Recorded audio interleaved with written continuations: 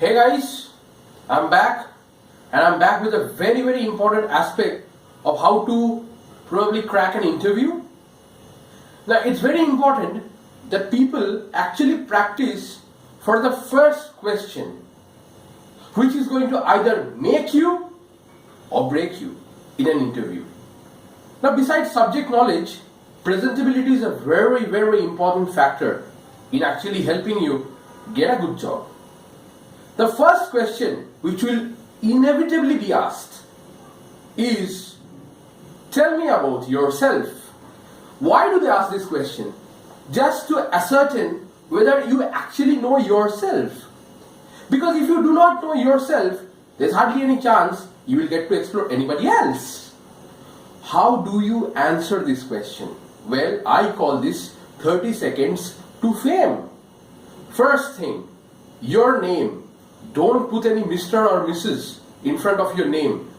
Your name, full name and the surname. Second, which people miss out, is you need to actually speak about either of your parents. People skip this out. You need to speak about your dad's name. For example, if your dad's name is Mr. Anurag Khanna, you need to specify that Mr. Else, I will understand that you don't respect your dad. Is he your friend? He could be, but then Mr. is definitely very important.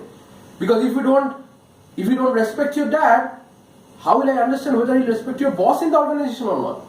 Mr. is very important, and you need to mention the profession as well. Third is your educational qualification. Now, an important point to remember here is your resume is already with the interviewer. And on the front page, you have already put the educational qualification starting from your school. You need not repeat it again.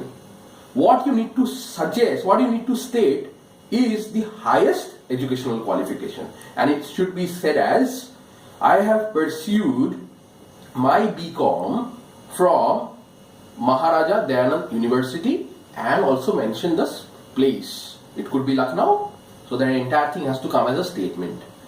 Then you need to move on to your hobbies, which is very important, because 24 hours even donkeys don't work. So we need to understand for our organization, what kind of pastimes do you have?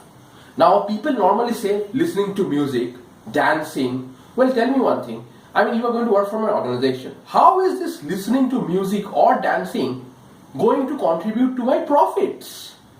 So even if you don't, you need to actually mention something which is out of the box. That is, you can say traveling. Why is traveling important? Everywhere now we talk about cross-cultural diversity in the workplace. It could so happen that you might have to relocate somewhere due to your work. Then it is very unlikely that you might be able to adjust to the space there because of the cross-culture.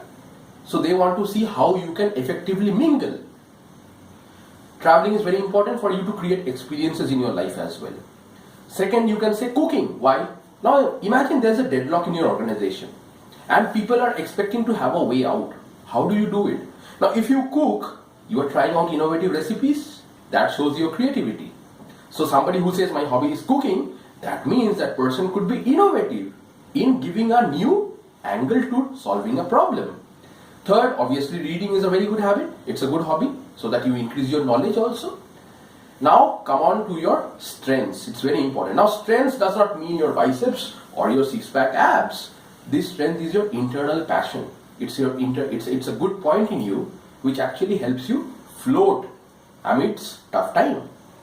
So you can say one of my strengths could be, you can say confidence. It could be your body language. It could be your connect with the people. Or it could also be your sincerity. Similarly, you need to suggest a weakness as well. Why is this important? Because, we are human beings. Nobody cannot be perfect. Nobody can be perfect. So even if you wear a Raymond's, probably, then also you do not become a complete man.